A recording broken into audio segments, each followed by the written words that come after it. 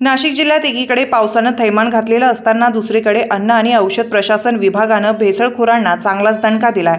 लाखो रुपयांचा साठा जप्त करण्यात आला असून परवाना निलंबित करण्यासारख्या धडाकेबाज कारवाया करण्यात येत आहे। तुकाराम मुंढे यांनी अन्न आणि औषध प्रशासन विभागाच्या आयुक्त पदाचा पदभार स्वीकारल्यानंतर राज्यभरात कारवाईचा सपाटा लावला आहे। त्यांच्या कारवाईच्या कचाट्यातून नाशिक देखील सुटू शकलं नाही। नाशिक विभागाचे सह आयुक्त मंगेश माने यांच्या नेतृत्वाखाली तसंच सहाय्यक आयुक्त S Deore, D S. Mahale, V P. Dhawad यांच्या मार्गदर्शनाखाली जिल्ह्यात ठिकठिकाणी अन्न सुरक्षा विभागामार्फत धडक तपासण्या आणि कारवाया करण्यात आल्या आहे। मालेगाव येथील श्रीराम एंटरप्राइजेसमधून सुमारे 17,27,000 किमतीचे सुटे रिफाइंड सोयाबीन तेल जप्त करण्यात आलं आहे।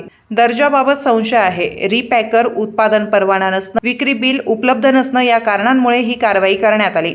याच भागातल्या A1 ताज बेकरी येथून 8,60,000 रुपये किमतीचे सुमारे 400 किलो टोस्ट जप्त करण्यात आले। परवाना नसणं, उत्पादनाचा दर्जा संशयास्पद तसेच अत्यंत अस्वच्छ परिस्थिती उत्पादन सुरू असल्याचं निदर्शनास आल्याने जागेवर व्यवसाय बंद करण्याची नोटीस देण्यात आली।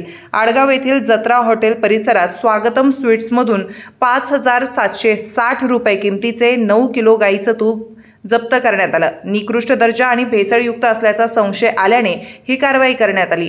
जुना नाशिक येथील चौक मंडई परिसरात भारत जनरल स्टोअरमधून 1,01,726 रुपये किमतीचे प्रतिबंधित अन्न पदार्थ जप्त करण्यात आले। या प्रकरणी भद्रकाली पोलीस ठाण्यात गुन्हा दाखल करण्यात आला असून संबंधित दुकान सील करण्यात आलं।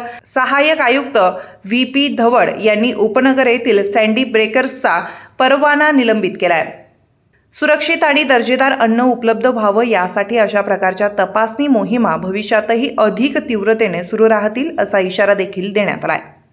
तुमच्या भागातील प्रत्येक बातमी पाहण्यासाठी तसेच अशाच ताज्या आणि विश्वासार्ह घडामोडींसाठी उत्तर महाराष्ट्र न्यूज नेटवर्क सोबत जोडलेले रहा। सोबतच फेसबुक, इंस्टाग्राम आणि यूट्यूबवरही आम्हाला लाईक आणि शेअर तसेच सबस्क्राईब आणि फॉलो करायला विसरू नका।